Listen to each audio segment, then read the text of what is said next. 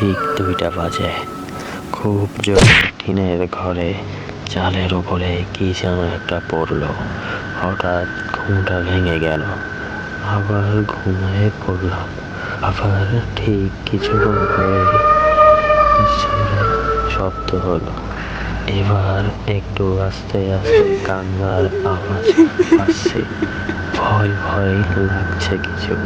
আবার উঠে বাইরে গিয়ে মনে করছি দেখে আসি। তারপর ভাবলাম এত রাতে আবার কি কান্না করবে, তাই ভেবে আবার ঘুমিয়ে পড়লাম। আবার কান্না করছে। এইবার আরো জোরে জোরে কান্না করছে। সাহস করে ঘরের দরজাটা খুললাম। দেখলাম কেউ নেই। চারিদিকটা দেখলাম। এর ভেতরে আবার বাথরুম চাপলো। বাথরুমে গেলাম। বাথরুম থেকে বের হয়ে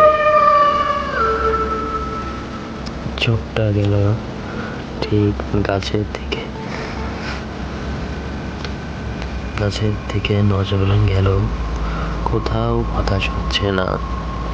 তাও জোরে জোরে একটা গাছের পাতা নড়ছে।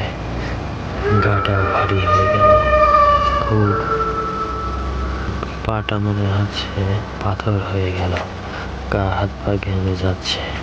তারপর হঠাৎ করে সেই কান্নাটা আবার আসছে। তার কিছুক্ষণ পরে চুপ হয়ে গেল।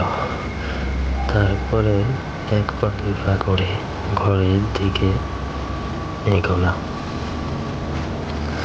এগোতে এগোতে কিছুক্ষণ পরেই আবার কান্না করছে।